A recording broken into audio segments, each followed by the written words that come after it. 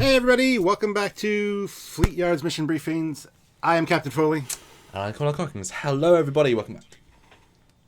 And today we're going to another universe, parallel galaxy, timeline, reality, something. We're looking at a ship from Starfleet. No, from a sci-fi franchise somewhere out there. I don't know what it is. Samuel picked it and he hasn't told me as per usual, so I get to see what it is and hopefully I'll know what to talk about. But anyway, Fleetyards Mission Briefings today every day is a show that we do, and we look at ships and we basically just talk about them and speculate on what things can be and how they're used and what the equipment does, that kind of thing. But we do have full Fleetyards episodes also, and all your comments on this ship in the comment section below will be used for future episodes where we talk about every bolt, every rivet, every wire, every circuit in the ship, basically. And we basically give you a breakdown. Yes, with new animations and new renders. Speaking of which, all these renders are done by me for these episodes, full 1080p for you guys to enjoy. And we'll let you know if they're fan models or real models used in these shows and movies, because we have a few. This is a fan model, there is a real model in here, and you'll know exactly where it is. But Stuart, would you like to know what today's episode is all about? I mean, they know because they've seen the thumbnail and the title there, but you do not know. Do you want to know what it is? I think I might like to know because it might make it easier to talk about it. Stuart, we are looking at the Battlestar Galactica TOS version. TOS version. Well, it makes sense. The original series. That's awesome. Okay, yes. Cool. Good. So we're looking at the Battlestar Galactica from the 1978 show. Now, I believe that you said you're quite a fan of this version. I am indeed. I love the original Battlestar Galactica. Which is why I rented this out this morning as a bonus one to film today. So, Stuart, Battlestar Galactica, and talk me through your first rememberings of this ship, and what do you think of the design? Oh my god, I was 4. My brothers used to watch it. I thought it was super cool. I used to build this out of Lego all the time.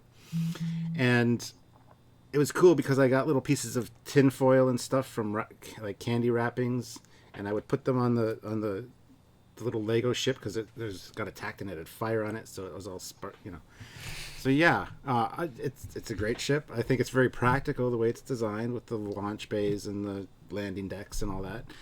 And I think it kind of set a lot of future sci-fi aesthetics as far as ships go, with the basic basic layout of ships to come. Larger head section, some sections in the middle that are very functional, and then a huge engine deck, as it were. So I absolutely love this ship. And is this as you remember her? Because these are all fan models. Is how you remember her looking? Yep, pretty much. I remember my brothers used to have a model of it too, and there was you could see the little train parts that they used to detail the hull, the greeblies and stuff. Oh, it was so it was really cool. Yeah, for me, I love hearing that sort of story, and this is we've done a few ships that I really love, so it's nice to hear you clearly have passion for the ship, and I'm excited to see where we're going to go with this. So my reaction for this ship, I did see it, not obviously when it was released, I was not born yet, but I remember seeing the original Galactica, and it's sort of, I don't remember all of it, but I remember the original sort of movie pilot of it, and it's very camp, the designs are good, the Vipers are great, Cylons are excellent design, and then subsequently I've actually been at conventions where they have full Cybermen, full Cylon sort of cosplayers, and they really cool, and the swords really interesting. Designed by Andrew Probert, I might add, the original Cylons. Amazing, and it's a very good design. It's a very natural feeling for a carrier.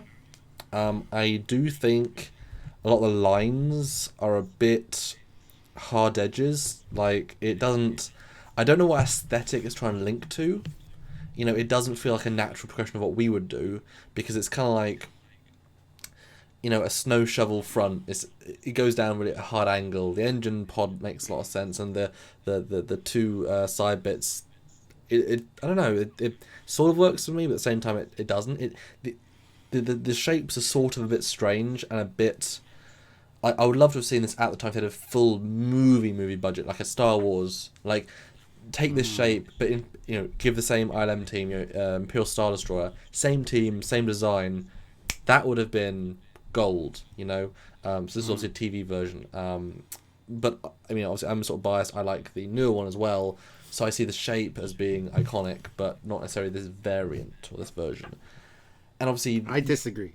yes, I know you do, and we'll get to that absolutely. One thing I do want to ask, though, what I'd love to go through, because you know the ship more than I do, and that's why I want you to sort of take over this a bit. But where are the weapons? Where are the guns? You know, where are the functional parts of the ship? I'd love to hear about that as we go. That's a very good question. Like I said, I haven't watched the series in quite a long time, but I know there are like gun turrets all over the thing, which I can't really see on this model. I don't Again, know if fan it's models, and included. obviously there was never a CG model of it. It was obviously always physical. Yeah, but there's like turrets everywhere on this thing. Yeah, I couldn't tell you specifically right offhand. I'd have to look it up. But Well, do you know what she was armed like I with? said, I watched it. I watched it very young, and I've kind of watched it over the years. You've seen one or two episodes. I haven't gone back and watched the whole series again, which I really should. Okay. But yeah, Apparently, according to the sort of the online, the crew is 700 apparently. Colonial military, obviously, it was a carrier / battleship hybrid. It had 32 known turbo lasers and fusion missiles. And we'll get into sizing in a little bit. There's lots of issues with the sizing for this vehicle, as you can imagine. But yeah, shall we go on to the next picture then? absolutely. Oh, scale chart, nice. Yes, because we're now putting these earlier on. Now, this scale chart is specifically...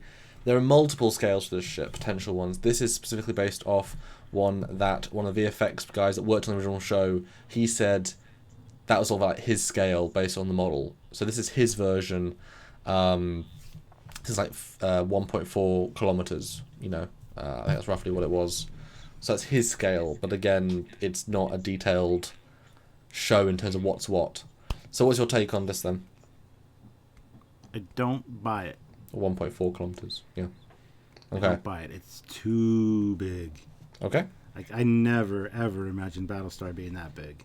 Well, every source says over 1,000 meters, so Really, always is bigger than like a. you're shattering my childhood. Don't do that. Oh no! What size do you think it was then? Like the size of the Enterprise E. Right. Yeah, I didn't see it much over like 700 meters kind of thing. But I don't know. That's huge, and for 700 crew, that seems very wasted spacey. Well, you've got to think, just like other ships we've looked at, the hangar bays are just hangars. Are just launch bays. You know, the engines are just the engines. The front is who knows what, and the middle might just be the engines, the workings of the ship. So there might not be very much. I mean, it's a military craft, so it could all be filled with weapons. You know. Well, if you put it that way, yeah, and the front section is basically just living quarters and the command deck and stuff. Compared to the size of the Enterprise D, then it makes perfect sense. But yeah, I can see that middle part being all servicing areas for like any of the Vipers, plus all of the water reclamation and all of the behind the scenes stuff, and then the back part's all engines. Yeah. I don't have a problem with that then. Yeah, that makes a lot of sense actually. Certainly a big ship though, and again, it does.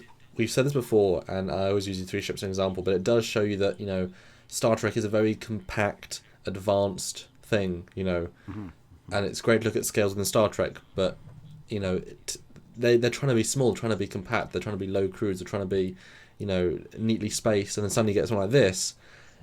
It's a big ship. It's those engines need to be that big. Those are, well, I don't know what the FTL is for this, but say they're all sublight. Well, look at these other Star Trek ships. Sublights are like these little details, and that's this big thing. So technology gap is huge. I mean, that's why you always say Star Wars versus Star Trek. A quantum torpedo, transporters, actual shields. I mean, this stuff is really advanced. And the Galactica, I believe, only ever had armors, no shields. So I mean, you can imagine a phaser would rip through potentially. A quantum would absolutely do some serious. These just don't have the same tech as Star Trek, which makes it, I guess, more real in some ways. Although, if you look at modern technology, how it's evolving, it could be more ways of thinking about it. But big ship. Well, let's move to the next picture. Speaking of big ship, this shows it from the side in comparison with the other ones. And I got to point out that you say that Battlestar has a crew of 700. The original Constitution class Enterprise has a crew of 430. Look at the comparison of living space or like physical space. Enterprise D is 1,012 crew members. It's interesting to see it scaled like this. Like I said, this seems too big for me. I never got the feeling that it was that big when I was watching it as a kid. Because you got to think, you see the Vipers launch and land, and the Vipers scale the ship for me, and the Viper's a single-person fighter. So this size really doesn't work for me. I don't know if it's just my childhood influence coming through, but I can't see it being that big, even compared to a Viper. See, that's great. I think for the full episode, what I should do is I should take the original, because I've got obviously models from BSG, so I take the model of the Viper Mark 5, whatever, from the new Battlestar Galactica, which is scaled to a person. So that's the real scale, right? You take the new side, the old version, I mean, which is roughly the same size. You scale it together, and you then scale this Galactica, each tube to one thing. That should be the correct scale, not necessarily what these other people say. They might have had intended scale, but physically, it's like in the JJ Prize, the Kelvin, the shuttle bay is so big that because the shuttle's launching, well, that is now the scale, because it has to be because of those things. So when you base it like that, I mean, if you look at the shuttle bay of the Enterprise Connie and the launch bay, I mean, they're sort of the same rough size. I can imagine the door for that would be the same as that, which is certainly oversized, but not super much, especially considering the Viper, there's so much extra coming out. But yeah, I mean, I would probably shrink that by a third, maybe a fifth. Yeah, it'd be interesting to actually do that and see, because I don't know, it feels too big to me. It could be right. It could be right. Don't get me wrong. Don't get me wrong. It could be right. That sounds funny, but anyway. Like I said, there's multiple scales online. Yeah, this is just one I picked because this was just one that seemed like an appropriate one. Like the VFX person or the effects person at the time saying this is what he thought the scale was. So it's all relative. I mean, there's other scale charts and other things, but this is just A1. That's why it's difficult. This isn't the first ship we've run into problems with scaling on, is it now? Almost all of them have contradictory. Every site has a different number, and But we should do that for the full episode, and I'd love to see that, and then see what is really compared to the later Galactica, because again, you can scale that exactly, and then you see how would it fit together in that fleet, But speaking of, nope, not yet. No, that's later. The next photo is an aft shot, and I really kind of like this engine detail. I mean, this sort of shot I think really makes the ship feel very small because the Nernies are so big, if that makes sense. This feels very small, although it's actually kind of a cool shot. I did this morning, but actually quite a cool shot. But I love how big the engines are. I love that it's basically just this big, open, it feels like kind of glass, just like propulsive. Yeah. Well, I'm looking at it because you mentioned the FTL drive earlier, and I always was under the impression that those big engines at the back were just the sublight, but I never really, when I was a kid, I never really considered where the FTL was. Now, I've noticed on this one, and you can actually see it better if you go to the next picture. Okay. The red part in the middle, I'm wondering if that's kind of like the sublight engine, and the bigger ones are but then they're always lit when they're cruising around, too. Well, there's another picture later on where it literally shows them from behind, so we can probably get back to that then. But okay, yeah, that's fine. Let's go back then. That's certainly interesting. Yeah, I mean, but again, FTL drives don't necessarily need to be visible in the same way. It could just be an internal piece that then. In thinking back, I'm actually wondering: did the original Battlestar ever go faster than light, or was it just very slow march towards? No, it does say on the website FTL yes. I'm assuming it's just. I don't think we ever saw it though, really, in the show. It was not an expensive show. There wasn't many not that many effects. So, I mean, I love the new BSG effect where it's sort of. Yeah, it's awesome. Yeah. That's a whole different ship. But what do you see extra in this picture? I mean, I certainly this feels more like a toy. I think it might be the way I've lit it as well. Like it's very bright. It kind of feels like something you could just take out and hold. Let's see. What do I see? I don't know. The detailing on this thing's always kind of intrigued me. Like I said, when I know for a fact that when they built the physical model, they used like model train parts and things like that, and it kind of translated into the AMT kit that my brothers had, which I have somewhere here. But You can see the little train brake wheels and stuff that they stuck on to add detail. But one thing I've always wondered about is on the top, those two, well, one's a dome, one's kind of like got a cross through it. I always wondered what those were. It always looked like they unscrewed. Again, that's my kid brain thinking. This is all the stuff I thought when I was a kid watching this show, right? It just does it have escape pods even? Like these, there's these things on the back by the engines, which obviously wouldn't be escape pods, but are those vents for venting heat or plasma or I don't know. There's a lot of details here and a lot of things we could talk about and really go into, but the problem with this sort of ship is that they don't mean anything. Exactly.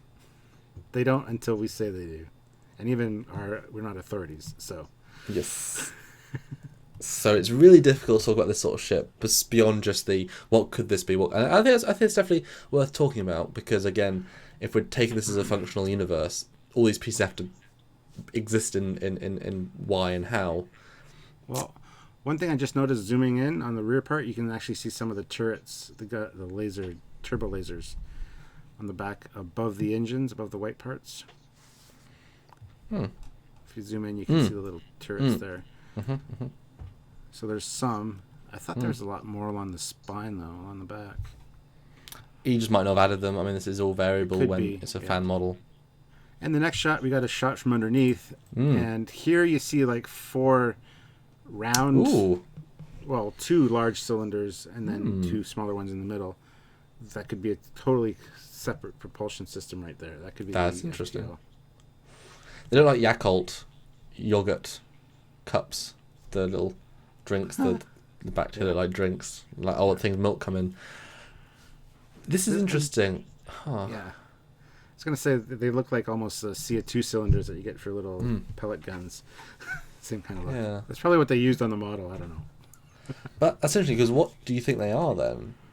I mean, they've got vents clearly, and you assume they're engines. Maybe that's the sublight, and the rest of it is FTL. Glowing elements equal advancement equal FTL, as opposed to hydrogen. Why is firing. the FTL always lit up then? And it's always a bright glow. Well, no. Why is the Star Trek nacelles always lit and Basard's always lit? Are they always taking hydrogen? Are they always ready for warp? Well, they are always ready for warp. Don't get all technical with me. There you go. Because it looks cool. That's why they're always lit. Otherwise, people would be going, why aren't those lit? Why isn't the engines on? Well, because those aren't the sublight engines. Well, I don't understand. Yeah, so that's why. I actually really like this lower detail. I like how it's not this thick, bulky thing. It does kind of go in a bit, and there's this great. I didn't even realize there was a lower, like, connection point to the hangers, like to give extra strength. I mean, they're not taking the strength of. They're going more, it's girders rather than it's a super advanced material that's capable. That they're saying, okay, this needs structural. / it's a physical model that needed it because otherwise it would have fallen apart. That's probably it, to be honest. But I mean, they're going with more of a structural vibe, and I really dig that zone. I don't know why. I just quite like it. Yeah. There's two features here that don't really fit for me. Okay. The total look of the ship, and that's on Apart the side from the of the Yakult. engines. Apart from the Yakult. Well, yeah. Up above, just a little above those, on the side of the engines, those like half, like the bottom of a boat look. Things they got there. They don't really suit the rest of the ship aesthetic at all. They're very rounded and smooth and organic, and the rest of the ship is very blocky and chunky. And the points actually come out of the rectangle bit they're on, which seems like odd design choice to have something that doesn't even fit physically. Yeah. Maybe they are exhaust ports for the engines. They need to be that because the tract as a, I don't know, fit grills. Retconning solves everybody's problems. Perfect. I do want to ask though, because I didn't do a specific picture. I didn't realize so the flight decks. Now the front of the ship doesn't seem to have flight decks, but this aft section does have those 2 bay things. So I assume then everyone lands at the back and then they launch to the sides. Yes, you can also land at the front though. I think the front has them as well. Well, there's that. Well, if you go to the next picture, they are, at least this version. Again, I can't say it's the final, but they do sort of come in with a lip. It does look closed, doesn't it? Mm. Pretty sure it's not supposed to be though. Okay, fair enough. It could be. It could be my recollection is wrong, but I know they do launch out the side tubes. Yes, which is a great. I mean, that's really great stuff from the original show. Just and they awful sound effects, but yeah, it works really well. I just took a quick look on Google. I had to. The front on the original physical model actually has like 3 little circle things in there, so it is closed off. But I never ever noticed that before. I always thought they were like fly-through hangar decks almost. I'm guessing because of the new show, it sort of made you link to that design. I'm guessing, sort of retcon it in your own brain because you saw that more recently. I remember as a kid always thinking that they were just one long like hangar deck that you could fly all the way through.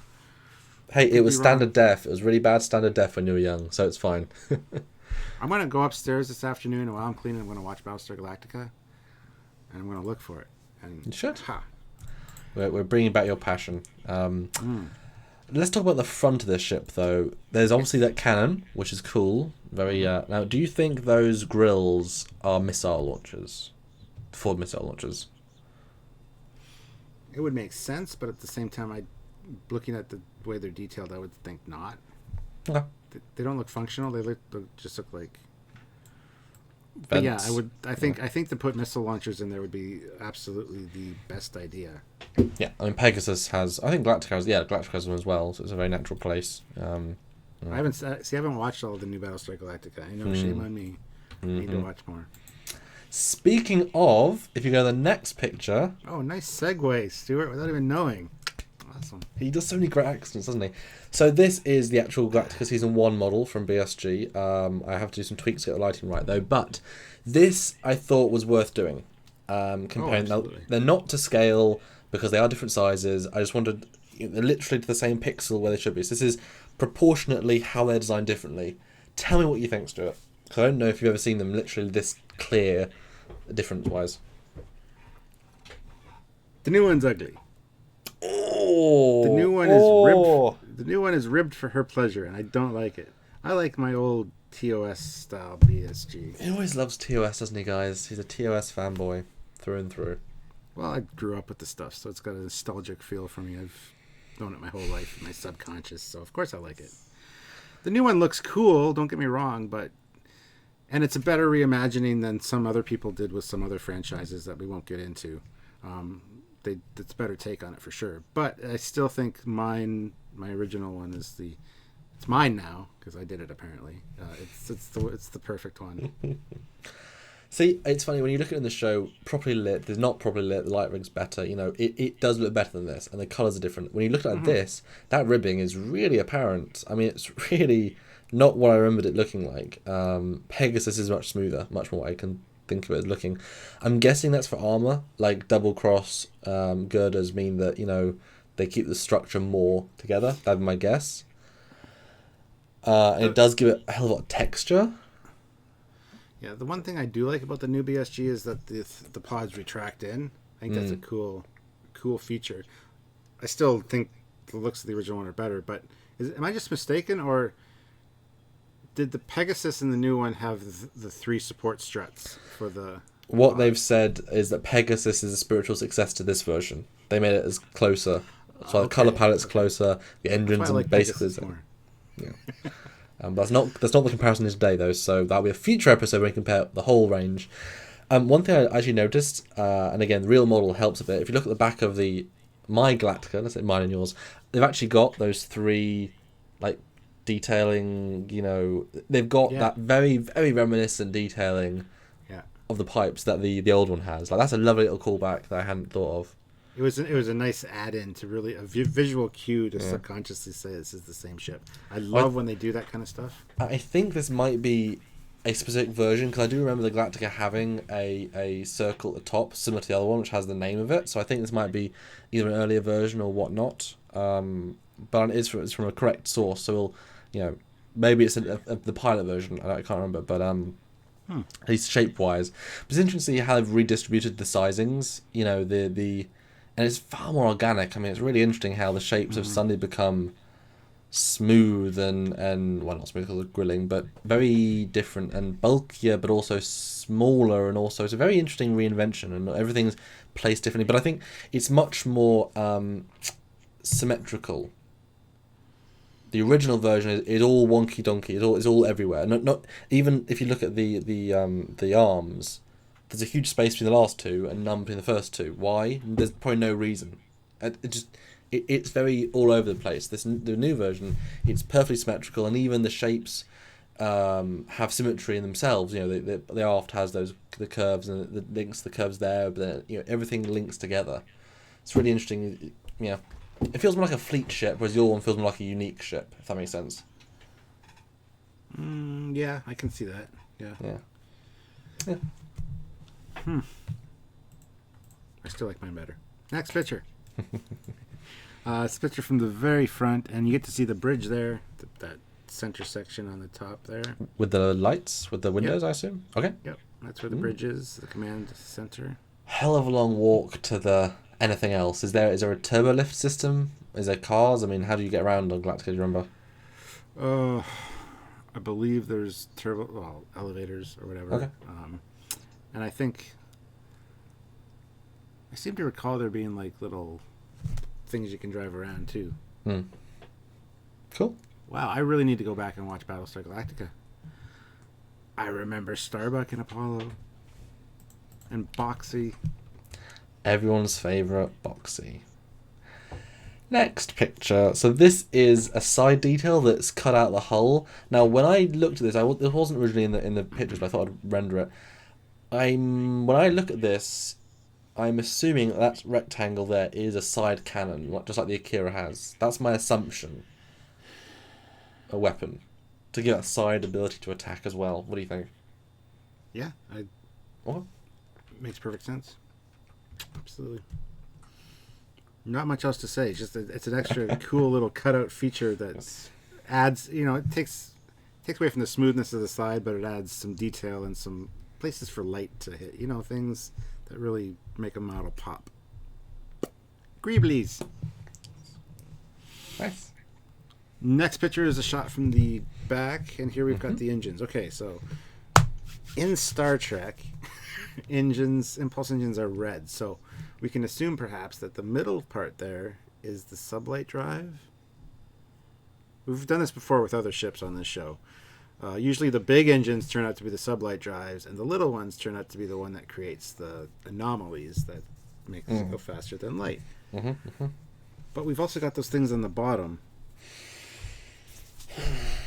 which don't glow or anything, but they're an interesting feature to have on the back of a ship. Yes. Yeah, I'm at a loss, man. I don't know. What do you think? My gut says the small one's FTL.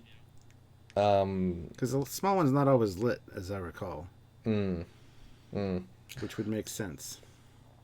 Yes. That'd be my guess. Because it's using... I don't remember what the FTL thing was. I don't know if they ever showed it. I think we talked about it previously. I wish I had my model so I could take a look at it, because I want to get it in my mind what I remember. The next photo, though, is a detail shot of the what do you call them, launch bays, I suppose. And you can see the doors on the side there. It says Galactica. Lots of nice detail, lots of just sort of random things, no idea. And then you can see that middle pylon is lower down and smaller for some reason. Why not? And there's a lot of launch tubes. That's a lot of Vipers being able to fire at any given time. That's what, five each time. So that's 20 Vipers potentially each side. It's a hell of a Viper storm. Absolutely. Yeah, I love seeing this model lit in different lighting, because just so many more details pop out when you change the lighting. You got more of a direct on light. You're like, but then you alter it just a little bit, like with the sun setting almost. And it's like you see all this detail that you never even noticed before. Yeah, I had to light each shot separately to get the best effect. Yeah, that must have been a blast. Yeah, a little bit. Yes. Cool. All right. Well, next picture. Another close-up of the bottom detail. I really dig this, though, because it just looks so cool and detailed, and so much is happening, and so many layers of depth, and just looks cool to me. Yeah, it definitely does. I don't know, just Greeblies for the sake of Greeblies. I don't know. It's interesting. Yeah. Well, we know that Battlestar Galactica tried to emulate Star Wars in a lot of ways, the success of Star Wars. And I think that's a reason for a lot of the ship aesthetics the way they are. Because the Millennium Falcon has stuff all over it, but it's a smaller ship, so it kind of works better. When you put a lot of Greeblies on a bigger ship, and they're huge Greeblies, it's like, why is that there? Yes. On the Falcon, they could all be a specific function. You see a lot of pipes and girders and stuff on the Falcon. You got them here too, but you don't need them on a big ship, I don't think. And when you look at this, it's like saying one of those rectangles is the size of, your window, your full bay window. It's like, oh, that's a big plate. I mean, is there a room back there? Is it? I don't know, but it's interesting. I mean, it's all part of the course of this show, trying to learn everything and anything. But this last photo, I'll take this one. First photo. Stuart, are you still in love with this Battlestar Galactica TOS? More than ever. Now I'm going to go upstairs and watch it, like I said, because I really need my Battlestar Galactica fix, and I need to answer some questions in my own head as to what's going on. And ironically enough, just a little Captain Foley fact for you guys out there. Used to love the show, obviously, and one of the characters in that show had a really awesome name that I really adored when I was a kid. Plus, she was an absolute cutie. Cassiopeia.